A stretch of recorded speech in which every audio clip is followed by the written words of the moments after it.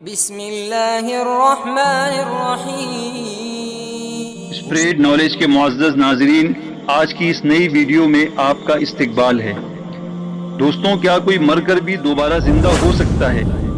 یہ بات اس وقت مشہور ہوئی جب پاکستان کے اندر رہنے والے ایک ڈاکٹر نے یہ دعویٰ کیا کہ وہ مرنے کے 20 منٹ کے بعد دوبارہ زندہ ہو گیا، اور اس مسئلے نے اور زیادہ شہرت اس طرح پکڑ لی کہ کچھ لوگوں نے حضرت مولانا مفتی محمد تقی عثمانی صاحب سے اس کے متعلق خط کے ذریعے سے مسئلہ دریافت کیا کہ کیا کوئی مر کر بھی دوبارہ زندہ ہو سکتا ہے۔ تو چونکہ اس شخص نے دعویٰ کیا تھا اور اس نے مرنے کے بعد جو مناظر دیکھے تھے اس کو بھی بیان کیے تھے، تو حضرت نے اس کا تفصیلی جواب بھی عنایت فرمایا ہے جو بہت بہترین ہے۔ تو آج کی اس ویڈیو میں ہم اسی کو آپ کے سامنے رکھنے کے لیے حاضر ہوئے ہیں۔ دوستوں، آگے بڑھنے سے پہلے اگر آپ نے اس چینل کو سبسکرائب نہیں کیا ہے تو سبسکرائب کر لیں اور ہمارے اس فیملی میں اور اس گروپ میں شامل ہو جائیں، اور بیل آئیکن کو بھی پریس کر دیں۔ تو چلیے ہم شروع کرتے ہیں۔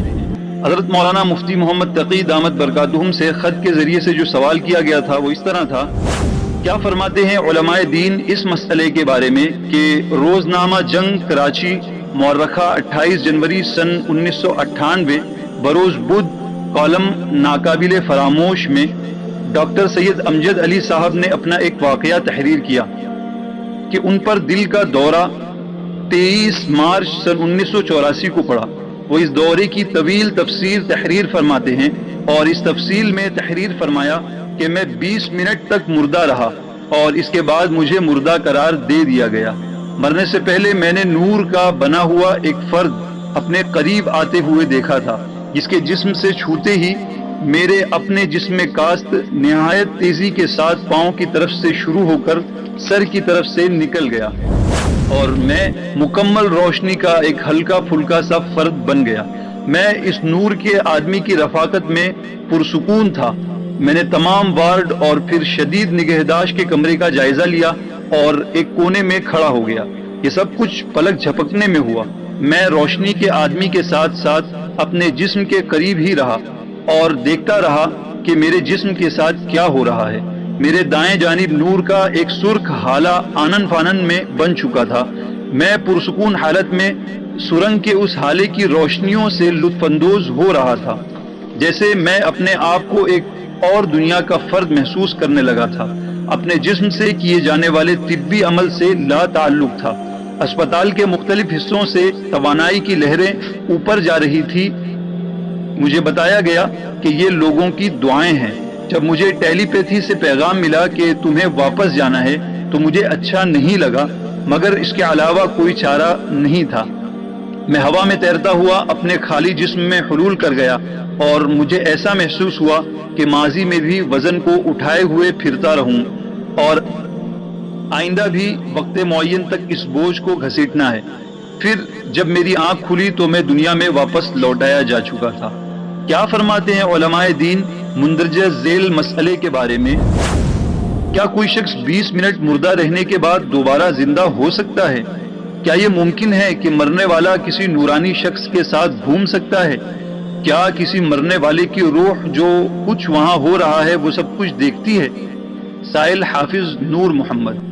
الجواب حامد و مسلیہ۔ حضرت مفتی صاحب اس کا جواب عنایت فرماتے ہیں: مذکورہ شخص نے جن مناظر و واقعات کا مشاہدہ کیا ہے وہ موت کے بعد پیش آنے والے واقعات نہیں ہیں، کیونکہ اگر موت آ گئی ہوتی تو یہ دوبارہ دنیا میں واپس نہ آتے۔ البتہ یہ کہا جا سکتا ہے کہ سکتے کی حالت میں از خود رفتگی کے عالم میں موت کے نزدیک پہنچ کر اس جہاں کی کچھ جھلکیاں نظر آئیں۔ اس کی تفصیل کچھ اس طرح ہے کہ زندگی نام ہے جسم کے ساتھ روح کے قوی تعلق کا۔ جسم کے ساتھ روح کا تعلق جتنا مضبوط ہوگا، زندگی کے آثار اتنے ہی زیادہ واضح اور نمایاں ہوں گے، اور یہ تعلق جتنا کمزور ہوتا جائے گا، زندگی کے آثار اتنے ہی کم ہوتے جائیں گے۔ بیداری کی حالت میں جسم اور روح کا یہ تعلق نہایت مضبوط ہوتا ہے، اس لیے اس حالت میں زندگی اپنی بھرپور علامات اور مکمل خواص کے ساتھ موجود ہوتی ہے۔ اس حالت میں انسان کے تمام حواس کام کر رہے ہوتے ہیں، اس کے تمام اعضاء اپنے اپنے عمل کے لیے چوکس اور تیار ہوتے ہیں۔ انسان اپنے اختیار کو پوری طرح استعمال کرتا ہے اور اس کے سوچنے اور سمجھنے پر کوئی رکاوٹ موجود نہیں ہوتی۔ لیکن نیند کی حالت میں جسم کے ساتھ روح کا تعلق قدرے کمزور پڑ جاتا ہے، جس کا نتیجہ یہ ہے کہ سونے کی حالت میں زندگی کی تمام علامتوں کا ظہور نہیں ہوتا اور وہ اپنے گرد و پیش سے بے خبر ہو جاتا ہے۔ نیند کی حالت میں وہ اپنے اختیار سے اپنے اعضاء کو استعمال نہیں کر سکتا، نہ اس وقت معمول کے مطابق سوچنے سمجھنے کی پوزیشن میں ہوتا ہے، لیکن اس حالت میں بھی روح کا تعلق جسم کے ساتھ اتنا مضبوط ضرور ہوتا ہے کہ اس کے جسم کے ساتھ وارد ہونے والے واقعات کا احساس باقی رہتا ہے۔ چنانچہ اگر کوئی شخص اس کے جسم میں سوئی چبھو دے تو اس کی تکلیف محسوس کر کے وہ بیدار ہو جاتا ہے۔ نیند سے بھی آگے ایک اور کیفیت بے ہوشی کی ہے۔ اس کیفیت میں جسم کے ساتھ روح کا رشتہ نیند کی حالت سے بھی زیادہ کمزور ہو جاتا ہے۔ یہی وجہ ہے کہ مکمل بے ہوشی کی حالت میں انسان کے جسم پر نشتر بھی چلائے جائیں تو اسے تکلیف کا احساس نہیں ہوتا، اور بے ہوشی کی اس صفت سے فائدہ اٹھا کر اس حالت کو بڑے بڑے آپریشنوں کے لیے استعمال کیا جاتا ہے۔ اس حالت میں انسان کے جسم سے زندگی کی بیشتر علامات اور خاصیتیں غائب ہو جاتی ہیں، البتہ دل کی دھڑکن اور سانس کی آمد و رفت باقی رہتی ہے، جس سے اس کے زندہ ہونے کا پتہ چلتا ہے۔